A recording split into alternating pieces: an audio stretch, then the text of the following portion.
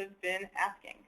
We also host weekly volunteer days and numerous community events throughout the year, like farm tours and a Film on the Farm series, in addition to offering educational programs to children and adults alike, including curriculum for students at the school. At the school, a summer internship program for young adults, workshops on food and farming, gardening-related topics. We've structured it so that the farm manager works closely with a community of community members, like folks from the school PTA and the Neighborhood Homeowners Association, teachers and volunteers to plan the management of the farm and its programs to ensure the needs and wants of the community are met.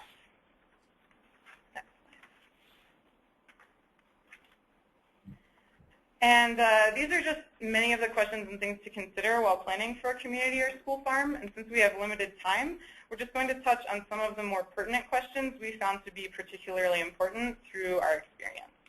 Next slide, please. So why do you want to establish a community farm?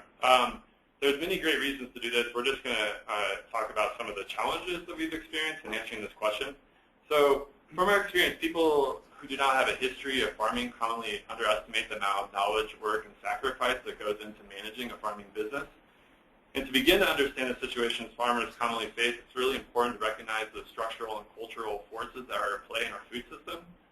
These forces often devalue many of the benefits of small-scale farming, or to put another way, current food prices do not adequately value the social and environmental costs associated with small-scale community-based production methods.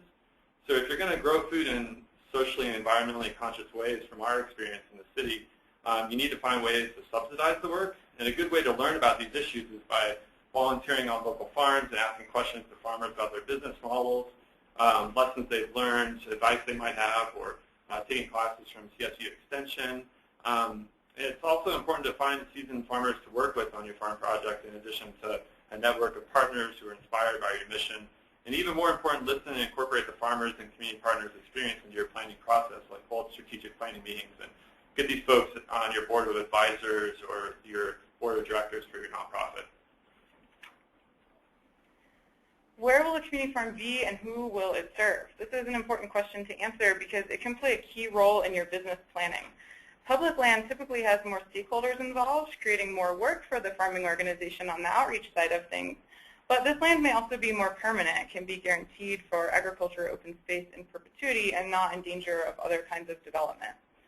You'll want to consider maximum and minimum amounts of space that work for your business and strategic plan as well. For example, at Sprout City, we've determined that we wanted to farm parcels of land that were at least an acre or more in size to support our various distribution methods and programs. And the socioeconomics of the site can also shape your programs, the way you farm, what you grow, what food you distribute and how you distribute it through a CSA or a farm stand, how you do education and outreach, and what your fundraising approaches will be. And some of the numbers we've come across in farming books and publications often are not a very accurate representation of the amount of time that goes into community farming projects. Basically, the more public, high profile, and exciting the project, the more stakeholders you'll have to work with, meetings to go to, outreach to focus on. This is all work that doesn't lend itself to supporting the already undervalued time of the farmer. Selling vegetables isn't going to pay you to sit in meetings all day. We have found that in these settings, nonprofits have more potential to thrive and incorporate the variety of stakeholder interests. For example, many different populations and segments of the community want food from the farm, and it's a part of our mission to provide it to them. But if we were for-profit, we'd have less ability to support such activities because we'd need to be a lot less flexible on prices of food, let alone support the community participation in the process of the farm. To give you an idea of the different pricing models we operate, the Denver Green School Cafeteria buys food from us for about $1 a pound, same as their industry rate, whereas the food supplied to the CSA breaks out to about $4.50 a pound, and the average farm stand price is about $2.50 a pound. And then we have sponsored CSA shares for low-income and refugee families that are free of charge. So by making it more about the diverse communities served and distributing the food through a variety of different outlets, a nonprofit can use this community mindset to aid in their fundraising mechanisms, events, grants, get creative with diversified funding streams. Still, it's important to recognize that there are a lot of nonprofits out there already, and in many situations you may want to consider partnering with another existing group rather than competing for those limited resources like grants. So who will do the work? It's really important to find an experienced farmer to manage a farm and consider prioritizing paying them before other staff. It's also really helpful if this person has other skills such as outreach, teaching, writing, or speaking. And we believe that this is part of the initial and continued success of the Denver Green School Community Farm. And on the other hand, Sprout City Farms was able to do this with the volunteered time of the board, staff, partners, community members. And this is another reason to consider a community nonprofit model. But once it's up and running, the struggle becomes how to pay for other facets of the work, such as organization development, fundraising, volunteer management. And expecting this all to fall on the farm manager, we found is really unrealistic given the amount of programs and time it takes to function the farm. So how will the farm be funded? Well, we found that awareness and education are some of the key components to business planning in this sense. So you may have to steer some of the conversation in your community about in a way that advocates for compensating the farmer beyond just purchasing food from them. One message that we have found useful is looking at farmers as community stewards that provide a number of services such as improving health, education, community, jobs, improving the environment, conservation. And fundraising then becomes about identifying ways to support community farms through a diversity of funding streams that value these services, although funders and individual donors may have less experience seeing farms as a venue for providing these services. Such tools that we've used to educate folks are informative websites, social media presence, documents to share with community members, partners, policymakers, strategic planning meetings with community members, advisors, meetings, but how about farming? So that's like something to struggle is to try to balance your time and having the on-the-ground work happen, and then also be able to advocate within the community and your region. So the last slide is just our summary of our funding. This is a brief outline of income and expenses for 2011 and projections for 2012 and 13. 2012 includes establishing the remaining infrastructure of the Denver Green School Farm, such as a high tunnel for season extension, and hiring an executive director to help build upon this work and begin to consider taking on a second site. The 2013 budget includes funds for community outreach at a second site before establishing the infrastructure in the winter and spring of 2014. As you can see, the funds from the produce goes up over time, and our goal is to reach $30,000 or so on a 1-acre site with our diverse community-focused distribution methods. And we also plan to encourage more community and institution-led funding over time that lends to some real entrenched sustainability in the project. So you can see the host community-led fundraising and host institution support goes up over time once we kind of get them on the same page. So, yeah. And besides that, yeah, thanks a lot for listening, and thanks to everybody who's here. Great. Thank you guys for sharing your experiences, and hope that I know that that's inspiring for others. And again, any participants on the phone who have any questions, please go ahead and start capturing those now. And next up, we have Larry Stebbins from Pikes Peak Urban Gardens, who's going to share with us some models for schoolyard gardens. Hi, everybody. Yeah, this is Larry Stebbins, and I founded Pikes Peak Urban Gardens many years ago, about 5 years ago, because of the need for community gardens here that has been building up here in the Colorado Springs area, not only in vacant land, but also at schools, churches, and businesses. Next slide, please. You know, first things first, we have schools call us. Matter of fact, we have some, we have parents call us, we have teachers call us. And being a former administrator in the public schools, the first thing you need to do if you want to start a garden out there at a school is get the support of the principal and the support of the school district. I know this sounds a little basic, but it's very important you run by your ideas by those that need to make the decisions and move it forward. You need some land, and schools usually have a little extra land. Sunny spots that are level and are great, but also make sure that there's water available. This is a big deal. Because if you don't have water near the site, it's going to cost you a little bit of money to get it there. Just recently, the Colorado Springs Utilities has offered a waiver for all the tap fees on vacant lands for community gardens in the city. This was a battle that we've been fighting for about 4 years, and it's been terrific because it'll allow us to save $9,000 to $15,000 per garden site. So see if you can work with your utilities if you're in a different city than Colorado Springs to see if you can get that tap fee waived, because that could save you a bunch of money. You want to set a budget and determine how to secure your funds. That's so important. Our average community garden here at a school garden that's about 80 by 100 feet usually runs about $15,000. So next slide, please. You know, there's some models out there that work, and I think this is very important. And you're hearing some of these today that are very successful, I think. There's a reason for that, is they base it on models that have worked before, and they've worked really hard for that. But every garden needs either a garden leader or a lead farmer, and that's so important. And the participating gardeners have to have an incentive to garden. Why are they there? Are they getting food? Are they getting paid? Is there a reason to do that? So those two things are the most important characteristics that we have found out through our research. Next, please. The garden leader needs to be available, and that needs to be a person. If they're not there, they need to designate somebody who can watch over that garden, whether it be a school or a community garden. They need to be available to answer questions and getting things done. They should be someone who is well aware of how to communicate with the folks that are gardening, whether it be through email or phones or bulletin boards, but you'll figure out a method that'll work for your community. We were in one community, and we found out that there was a number of folks that did not have access to a computer. So email didn't work. And we also found that some of them didn't even have a phone messaging system. So the best thing to do was mail in this case, and bulletin boards at the garden. The other thing the garden leader needs to do is establish expectations. Next, please. And here are the incentives. So you got to figure this one out, because this will keep people gardening and this will keep people coming back. Financial is a good one. I mean, if you pay a gardener to do it, you're going to get some good produce, I think. Or if the food harvested goes to the gardener. If you're growing it because you need to grow it and you need to eat it, that's a great incentive. But there's this other thing, the social network, that sometimes happens at gardens that ties this all together. People come there for that social aspect, and that really draws a community together, whether it be a school or a church. But of course, it also works if you have students and you know, they need to do it for an assignment. That is a pretty decent incentive for some of our college students that work for us.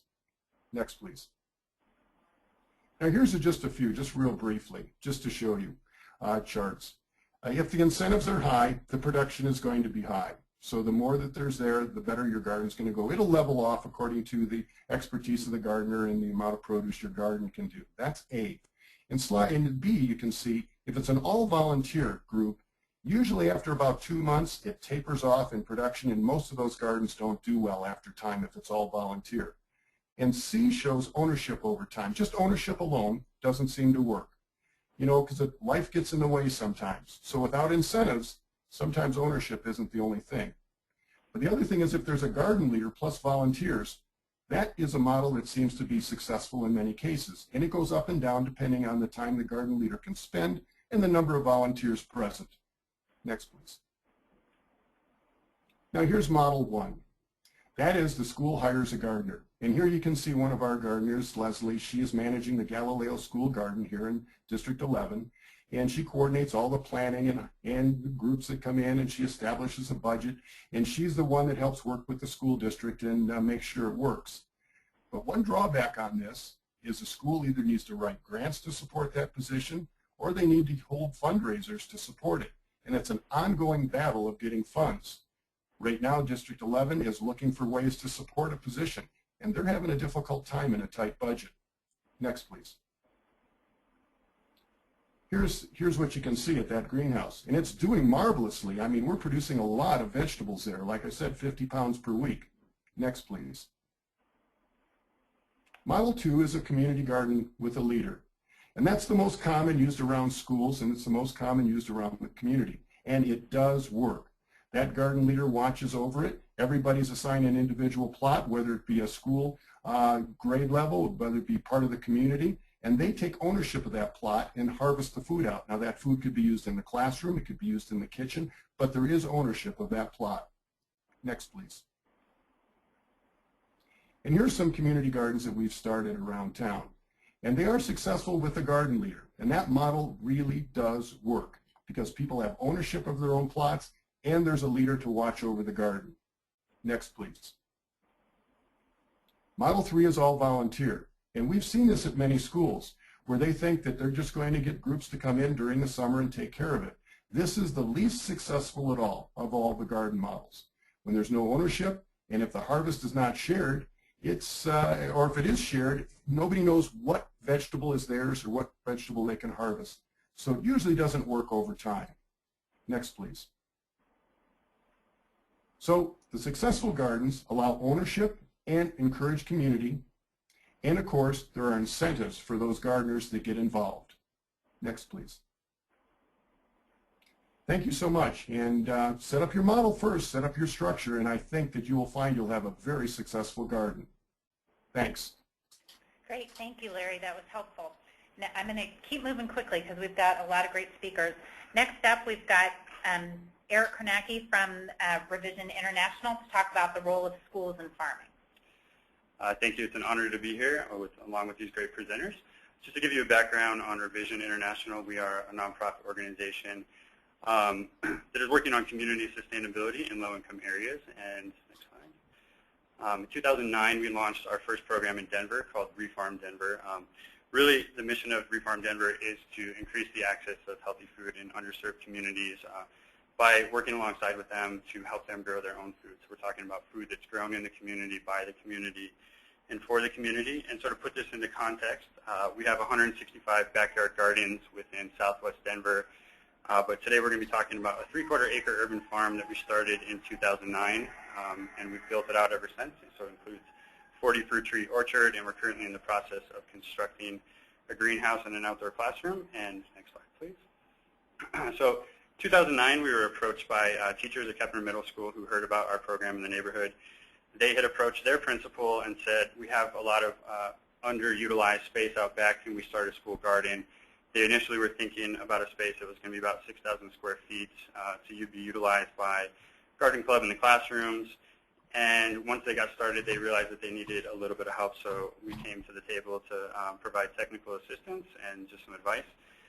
Quickly realized that we needed to help with the process as far as visioning on what that garden would be and how it would serve both the community and the school community and the surrounding community. So we helped facilitate different listening sessions with teachers, parents, as well as neighbors and other interested parties in the neighborhood. And really through this visioning process, we, next slide please, we determined that there were 3 main needs for the community. 1, increased access to healthy food. It is a low-income community that's considered food deserts. 2, the community really needed resources to grow their food. And 3, they really wanted a gathering space and so we had to take all of these considerations into the design and the functionality of that space.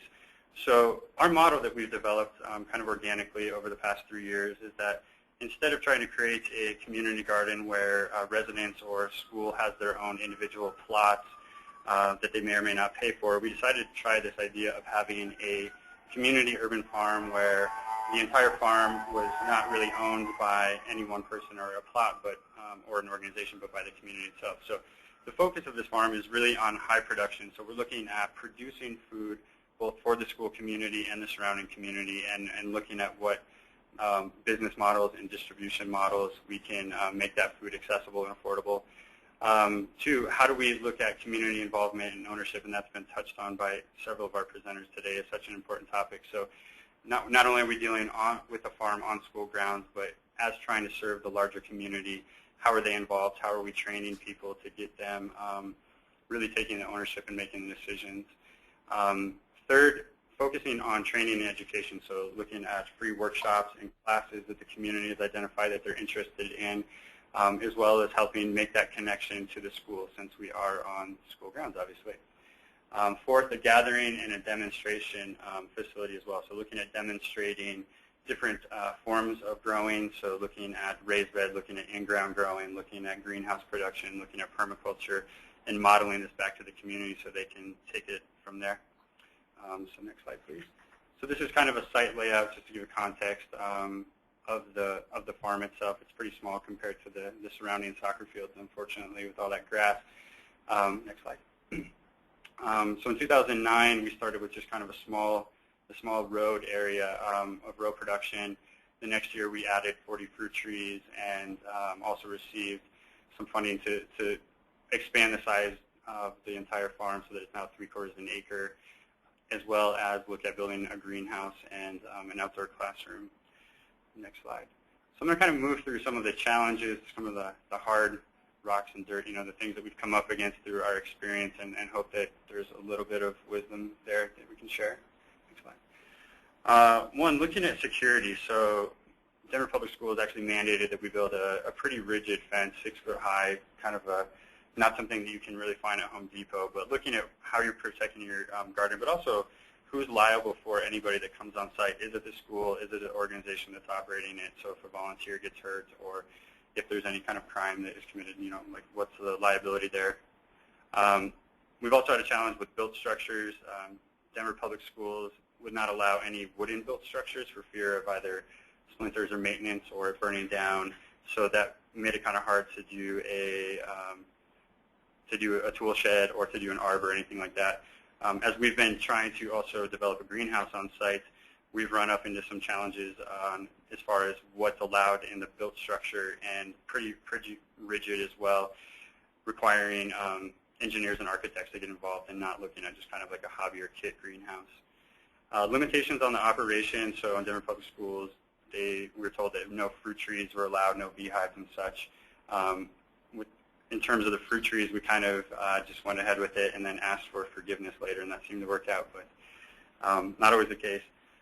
Other challenge is looking at the MOU with the district or the school. At first, we really didn't have anything more than just a one-page agreement with the school itself, but we quickly realized that we needed something with the district. And fortunately, Sprout City Farms actually really pushed forth kind of a new model within the school district in terms of allowing farming on school property. But it took us 10 months to get our greenhouse approval and that MOU, as well as our farm operation, and then we've been dealing with 6 months for the permitting for the greenhouse. So the length of time and the challenges there are an obstacle. Water, I know that it was just touched on. Water can be an issue depending on, again, if you have to get a tap installed or if you have to have the water line run out. Fortunately, Denver Public Schools grounds ran a water line out, and we were just responsible for anything above ground, and they're currently paying the water bill, which is a big help. Next slide, please. Food. Where is that food going? And I think that the previous presenter really nailed it, that you really have to have that community ownership as well as a business model in place to figure out who owns the food that's coming on the ground. And particularly, one of the difficult things is when you have a portion of the farm or the garden that is being planted by the school, how is the school involved with it over the summer when teachers and students are out of session and on vacation? So who's maintaining it, and then who kind of controls that food? For a long time, there was the school itself, like you could not go directly from the garden to the cafeteria with any produce. That has changed within DPS, and so we're currently trying to work with the school, the cafeteria staff, to actually look at what we can source and sell directly to them. The land is another big issue. Fortunately, this school, the principal gave the go-ahead, and so we thought that was okay, but then in meeting with kind of some of the higher-ups in Denver Public School, we found out that they had been working on a new master plan for the entire campus. It had not been communicated to the principal or anyone else, and they were actually thinking of putting a baseball field right where our farm was located. Fortunately, we convinced them that that would not be a good idea, and they since changed to leave the farm where it is. Funding, we've all touched on that. It's very difficult to figure out where the funding is coming in first, not only for the resources that you need, but also to pay staff members or farm managers. We were fortunate to get a small grant from a LiveWell community in Westwood, as well as a small grant from Lowe's and State Farm, and that kind of allowed us to get going and then open the door for larger funders. So we actually secured a larger grant from the Denver Office of Economic Development to help build out the entire farm. And then lastly, the relationships, as James mentioned, it's meetings, meetings, meetings. When you're talking about a community, urban farm, or a farm within a school property, how do you, all the meetings with the teachers, with the principals. We're currently running into another school site that we're looking at, meetings with the developer, the landscape architect, the water and the grounds department, the teachers, the community organizations. So it's difficult to keep all of the relationships in line and realize that everything has to kind of run smoothly. So some of the lessons learned from this, communication is key, first and foremost, and making sure that as an outside entity that you're continuously in communication with the school and that you really have the right channels that are open and the right relationships with the school and the surrounding community. Another lesson, working with the district and the school administration early on. Again, when we started in 2009, we really didn't know what we were doing. We were working with the school only and not with the district or the administration, and so that presented, I think, some unnecessary challenges down the road. Having a business plan in place that covers the cost of labor if you are on school property and are trying to figure out that mixed model of a school and community and meeting mission and meeting your bottom line at the same time. Sitting down with all the players in the same room, I know that's common sense. It's often difficult to do. So again, trying to get everybody in-person meetings, as opposed to having emails, correspondence going back and forth. I think it's easier to iron out these things in person, hopefully outside at the farm or garden as well. And then looking at what community partnerships are involved. Farming on school land, it's really about relationships and building it with both the farm, the nonprofits, other community organizations in the area, so food pantries, groups that are working on health or diabetes or after-school programs, churches, as well as the school itself, the teachers, the parents, and the faculty and administration. And so wrapping up some of the next steps in our model is really working on strengthening our business model. Sorry, you can go to the next slide. Okay, never mind. Working on strengthening our business model, actually taking quite a bit away from some of our other presenters, which is great. We are looking at starting a new 1-acre farm at Schmidt Elementary, and so this is actually a farm that's pretty big and will need a tractor or some more mechanized equipment, and so trying to figure that piece out. And Denver Public Schools is currently conducting a feasibility study for school farms, and so it'll be really interesting to see what the result of that is and how it may or may not open the door for more urban farms and new groups and new operations to develop. And lastly, really trying to work with the district to develop and improve curriculum. It's pretty difficult to depend on the teachers to develop the curriculum themselves, but really trying to figure out what does that relationship look like with the school, just so that we are not farming on school grounds, but that we are cultivating new farmers and new leaders and people that have appreciation where food comes from. So thank you. Oh, last slide I missed, just kind of the layout of our new proposed farm site. So thank you very much. I think we're going to hear from Agroburbia next. Salida's next, but great. Thank you very much, Eric. And I think there have been some common themes, but also some that's been overlapping, but some that aren't. So I think that even just, again, within the room, some of the shared learning that are going on, and certainly lots of lessons learned and lots of challenges. And I hope those aren't disparaging to folks, because you've seen that there's a lot of success stories and a lot of passion behind all this. And so hopefully everyone can start to learn from one another and avoid some of those challenges and unnecessary, as you said, kind of some of the unnecessary challenges as we go along. So next up, and do please keep sending questions. We've got a couple that have come in, but if you could send additional questions or comments that you have that you'd like shared would be great. Next up, we have Lisa Maldi, who's the director of LiveWell Chaffee County, and she's going to talk about the Gardens Cafeteria project in Salida Schools. Lisa. Thank you. Hi, everyone. You can move on to the next slide. We're really excited about how our gardening program in Salida has started to grow. The Salida School Gardens now includes the Salida Middle School Garden, which was established in the spring of 2010, and now also includes the Garden Cafeteria site that I'll be focusing on today. On this next slide, you'll see we started out by working with food service.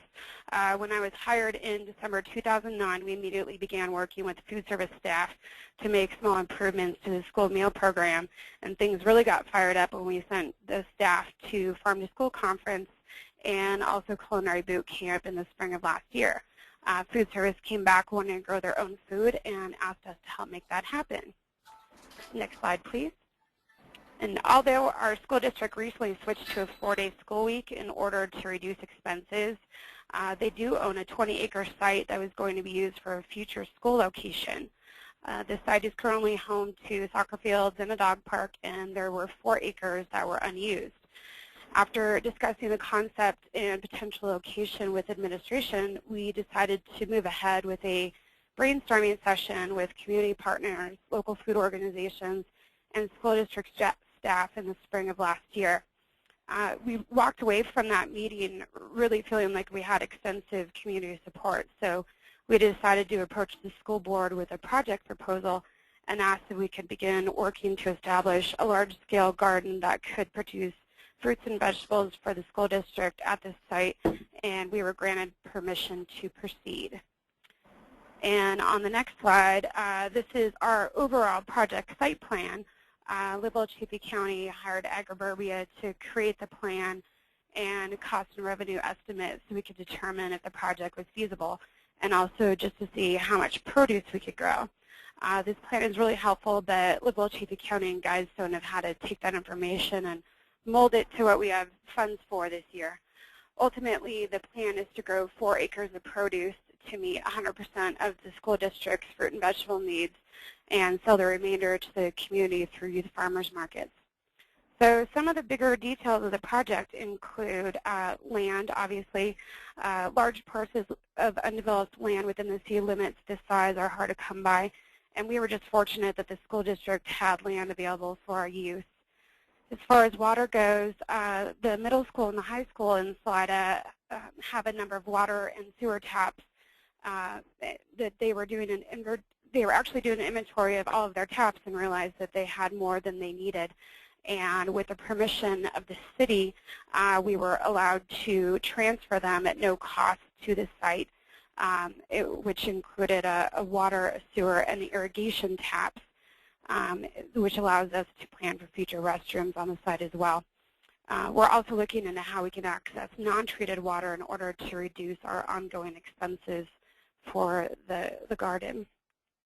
As far as contracts and the structure go, initially LiveWell County and the school district had an MOU that permitted us to fundraise on behalf of the project and to do our due diligence before breaking ground. We then established a contract between the district, who is now leasing the land, and LiveWell County, who is then contracting out with Guidestone to maintain and operate the garden as well as work on the education component. During the initial stages of this project, half of the produce will go to the district and the other half will be sold to support the project, but this may shift in upcoming years as the project works to become more sustainable. As far as funding and financing, LiveWell County, Guidestone, and the Southwest Conservation Corps have all been writing grants to support their roles in the overall project, and all the partners will continue to fundraise as much funding as possible so we can expand to include one of the larger farm management units in the next year. In regards to using food in the school meal program, we've already had great success on another project in Buena Vista with their hoop house growing produce for their school meal program, and the Salida Middle School will begin contributing to their meal program as well this year. We've worked with food service staff to establish protocol, and we'll follow good agricultural practices and good handling practices, also known as GAP and GIP, to ensure the food is safe. So you might be wondering why we're going through all this hassle. Well, all the food production in our county takes place on a 1-acre farm in Buena Vista, about 30 minutes from here, which means there's not enough produce to do a local farm-to-school program. The project partners really believe that serving fresh, locally grown produce and teaching students about healthy food is a priority, so it just makes sense to grow our own food. On the next slide, you'll see pictures of the site before our build day. It's currently just a grassy patch of land there. And on the next page, you'll see where we are after this weekend. We actually held a build day and did a lot of site prep, got the fence posts in place, and started moving materials to the site. We cleared and leveled the garden site, and we have straw bales that can be used to build the soil that later can be used for row crops. We'll have an orchard, a pumpkin patch, an indoor growing space covering 1/4 of an acre this year. And on the next page, you'll see our overall project timeline so far. Because there doesn't seem to be many models similar to the one that we have, we've kind of had to figure things out on our own for the most part. As you've heard from some of the other presenters, it can be a bit of a process kind of stumbling through trying to figure out what to do next and who to talk to and how to line things up in sequential order. And on the final slide, you'll see where we are now, and also you can tell how much more we need to do during our growing season this year. So we have a busy summer ahead of us. And with that, I will pass it on to Quint with Agriburbia. Great. Thank you very much, Lisa. And it is nice to see yet another model and some great photos. So, Quint, if you want to head a little closer. All right. How's everyone? Hopefully everybody's doing pretty well. I know it's the end of the slide, so we're coming to the end here. Our take on this whole deal is a little bit different. We are professional design, build, and operators of farms. We're actually landscape architects, civil engineers, and land planners. And about 10 years ago, we started designing and building entire subdivisions that had the food in them. So what we do to help the school district, we're on our 4th school district now, 4th or 5th. What we do is we actually figure out all the technical pieces on how to actually really do it and all the economics. We actually work backwards from either the produce buy or we do caloric computations for the kids and the student population. And then we actually figure out how much, and we can translate that into land use. If the school district has its own land, you can go to the next slide if you want, Lisa. If the school district has its own land, then we inventory all the potential that might be available within the boundary of the district. That's one option. We also can take that, once we know the translation of what the real needs are for the farms, or for the farming, we can also identify land that is not necessarily owned by the district, but that can be contract farmed so that there's a direct contract for the food. It's been our experience so far that schools cannot pay market value for the quality of food that they get. So our model is sliding, or I shouldn't say sliding, it's almost completely for schools anyway, to contract farming. And so we actually contract farm for DPS. We're about to start contract farming for another school district in Omaha. And that seems to be a much better way. They also get to direct what they want instead of having and actually sit down with the chef or with the general manager and figure out what they really want, what they can't get a hold of, or what's really expensive and they want, and they can get by farming it like on contract as opposed to having to buy it on the open market. One thing you're seeing here in this slide, though, while we are a for-profit design, planning, and construction firm, we set up all the infrastructure for all the other things to happen as well. This is out in Jefferson County. That picture is taken at a pumpkin smash. By the way, I'm sure all of you are school-related people, but the violence associated with the pumpkin smash is unbelievable. These kids would get up on the back of our trailer there, and they would throw the pumpkins as hard as they could and smash them. And then we haul them off to our compost pile. But go ahead, next slide. So just to give you some idea, we're farming 2 sites, each an acre apiece for DPS, and then I can talk a little bit about the bigger study. But this is Bradley. And it's about, it's just a little over an acre. There's about 30,000 plantable. It's about $40,000 in value, and we'll get about 25,000 pounds of produce from that. That's about 2 million calories. And that's, like I say, a whole variety. We sat down with food service and figured out what they wanted, what they needed most, and what the soil would produce. Go ahead, Lisa. This is McGlone. This is out kind of in northeastern Denver. Out near the airport, so to speak. It's a little bit bigger, 55,000 square foot, 37 plantable. The reason that that number is different is for crop rotation and dormancy and a whole variety of things. So you may actually have an acre of ground, but you can't count on that for production. We actually have an entire model that we created for that. At about 45,000 in value, about 30,000 pounds of food, and about a little 2.5 million calories. So, because I think that's the, go ahead, there might be one more. Yeah. So, to talk about DPS for just a second, it was successful enough, even just like in half a year last year in our overall model.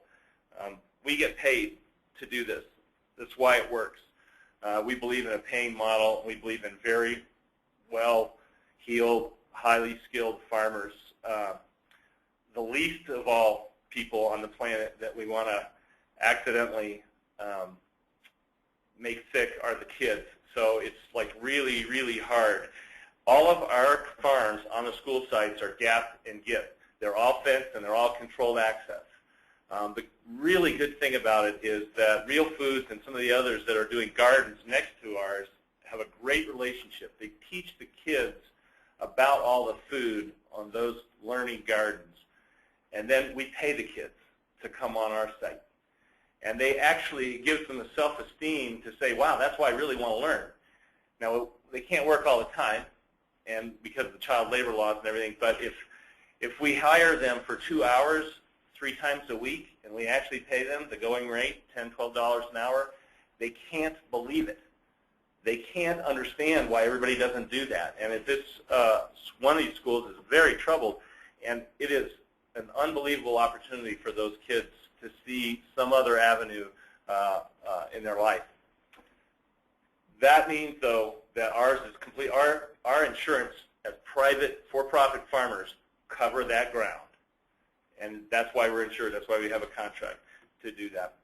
So ultimately, what we've done basically is we've figured out what the entire food purchase would be for DPS and translated that to land use. So we know exactly how much land we need to use, what the estimate is to build. All of our stuff is on drip irrigation. It's all completely low water. It's all automated. And so we actually have a real model, working model going forward for DPS to figure out how they're going to feed themselves. In fact, actually our calculation based on not being able to grow citrus here in Colorado and a few other things, so we can capture about 41 to 44% of the entire produce buy. Ultimately, there's education at all levels. We have tours at the different farms. Once, like I say, once the farm's established, you have to call either someone at the school or one of us to get on the farm so that GAP and GIP rules actually apply and that we actually can keep our insurance. But we love to have people do that. It gives everybody a chance to see how a real commercial food production works. Go ahead, I think there's one more. So, oh, and just hit the slide again. There you go. It just takes a minute to come up. So, you know, I think the key here is that we're really professional farmers. My wife is a farmer. She's the other owner of the firm. She grew up farming in Pennsylvania, and I grew up farming and ranching here in Colorado. And we're trying to take that professional model for all those people that are real farmers and figure out a way to use those skills in a more urban setting. And it's not without trials. And I think one of the things that really is serious here is that we are dedicated to doing this as a commitment for agriculture and for the kids. But right now, the situation is that to get farmers to come in to the urban area, I mean, they can rent ground at half the price 40 miles out. And the kids don't get any benefit of it except it might be better food if they can actually get a hold of it. But to get the kids to actually see it and be part of it is pretty difficult. And the school districts need to figure out, or we're helping the school districts figure out how to actually entice or make it very reasonable for real farmers to come in and farm on ground that they have. We have some school districts that are going to have 55 or 60 acres of farms. So, potentially. I think that's what we've got. Great. Well, thank you. And thank you to all our speakers. I'm going to share some quick parting words that I think are very appropriate with this group as they've been with others. And that is celebrating success no matter how small and keep striving for further excellence. So, and those aren't totally parting words, because we do have our key resources, and as I mentioned at the beginning, we will send out the or send a link to the slides, a link to the webinar, and we will provide all of this contact information for everyone. And heard several offers of come out and see how it's working. There are different models, and there are pros and cons for different models. We need them all. And we need them in different places for different reasons. So I do encourage you to take advantage of these great resources and the learnings from folks. So we did get a few questions, which I'll start asking in just a second. And if you've got other questions, if you could please send them our way. And we do have a couple of minutes, so thank you everyone for staying on time too. First question up is for Jim Dyer. Jim, you mentioned farm-to-school curriculum. And the question is, this curriculum used in the classroom during the school year, is it incorporated into the regular classroom curriculum? Okay, what I was referring to was a section on our website where we have the Ag in the Classroom modules that are available to teachers throughout the state. And this is a program that's been going for some time, and we highlighted some of those modules that are most suitable for farm to school. So these are things that I'm not sure exactly what the full question is, but obviously I firmly believe that you need to integrate information about local food and the farmers and ranchers that produce it into the curriculum at all levels, whether it's in the garden, whether it's in math, science, life skills classes, and so forth. So hopefully that answers some of your questions. I think it did. Thank you. And I will make sure that the person who asked the question has the link directly to that section of the website. Sure, sure. The next question, which really could be for anyone, is there a similar process for gardens at early childhood centers as there is for farm to school? So I think the question being, does anybody have any experience or know of any models where you've done farm to preschool? Well, it's a different model. This is Quint Redmond with Agriverbia, but the one we just started in Omaha, it can work with any institution basically. And the one we just started in Omaha is a nonprofit for troubled youth on the northeast side of Omaha, but it's coupled with Metropolitan Community College there and the Culinary Institute. So the boys' home has excess ground. The Culinary Institute decides what they're going to grow so that they can use it and also sell to the restaurants. And we design and set it up entirely so that it's job opportunities literally for disadvantaged youth. There are fourth graders primarily to target them right at the age where they are starting to figure out that they can either make drug deals or they can make, food.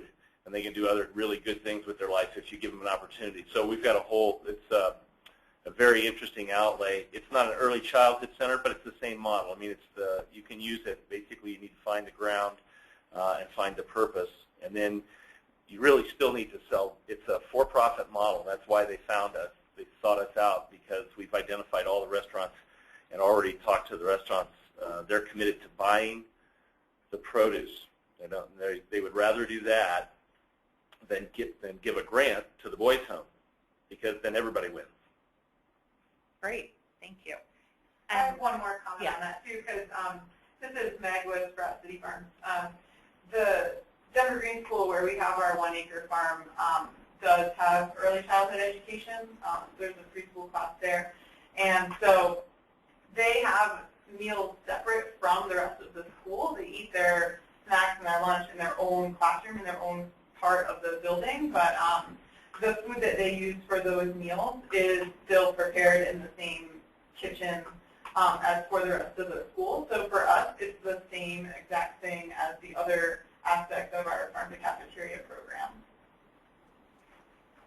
Great, thanks. Lisa or Larry or Jim on the phone, any of you have anything you want to add? Well, I think it follows the same model, that is, if you get a community wrapped around a preschool that doesn't have a changing clientele, in other words, you bring the community in to help organize it along with that preschool, I think that model could work. And, and I love models where where farmers are getting paid. Agriburbia's got it right, I think, that we can't take advantage of our farmers. Not all of us can afford to volunteer our time to grow food for others.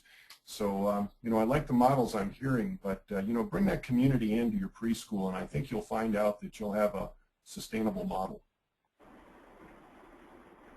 Great, thanks. So I've got one more question. So if anybody else has any more questions, please type them in now. This last question is for any of the speakers as well. When looking for permission from the principals and administrators, what were some of your key arguments that you used in gaining their support? I know this was one that everybody kind of commented on a little bit, and they've come from different places. So anyone who wants to start? Hi, this is Eric with Revision, and our argument was pretty easy. The principal himself, he was a former migrant farmer, his parents were, so he understood the importance of growing food and knew how hard it was. But it really just, our argument came to, this is a community that needs healthy food access, and we have underutilized and vacant land. So it just was pretty easy.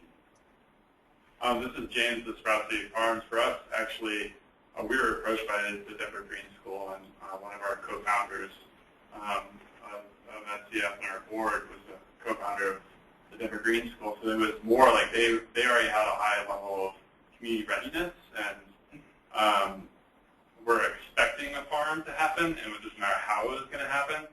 So we didn't really have to convince anybody in the administration. There was lots of other people that we had to convince, but nobody in the administration there. But for those other people who weren't on board from the start, you give them bragging rights. They know it's going to make them look good in the end, and they know it's really all about healthier kids. So got to make it about the children. And I'll add to that, I think when you, in any of these kinds of even wellness-related things, when you've got a resistant principal, you give them a win. So help them be able to articulate how it's a positive.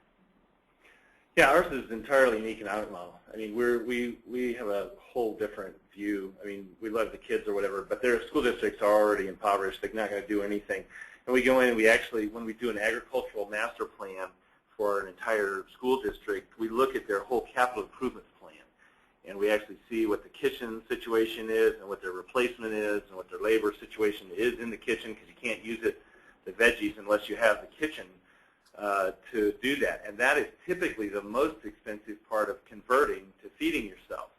The farms are expensive, but not that expensive compared to the kitchen. So we look at kind of the whole capital improvement plan for the district.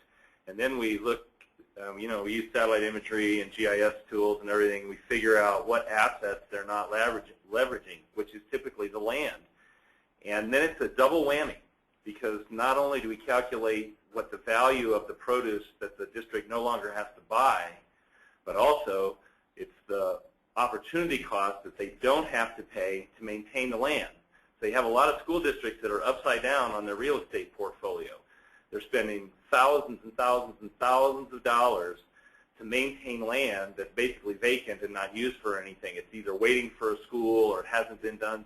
And so we basically make an economic model that says it's much better to farm that, even in the interim. Even if we farm it for 4 years before they build the high school, then it's all got the irrigation in place and they can build the buildings. And so it's basically an economic idea for the district. This is Lisa with LiveWell TV County. I was just going to add, there were two things that helped us. We, one, talked about the financial piece, and that was, we want to come in and we want to start this garden without any expense to the school district, and they can only benefit by getting fresh, locally grown produce. We're 2.5 hours from Denver, 2 hours from Colorado Springs, and so all of our produce sits on a truck for a long time before it gets here. Also, the comprehensive approach, we really see the sky as a limit. We think that there's so many different things that we could do with this project. It gives the kids hands-on experience. We have the opportunity for internships, and as I mentioned, the fresh produce is a big thing for us here. We can't even get fresh produce at our grocery stores, so for us to be able to serve fresh, locally grown produce to our kids was really important to us. Great, thanks, Lisa. Anybody else? Well, thank you very much to all of our presenters and to everyone who is on the phone. Again, we will have the recording of the webinar, the slides, and all the contact information available for you by the end of the week. And hope everybody is able to get outside and enjoy this beautiful day. Thanks.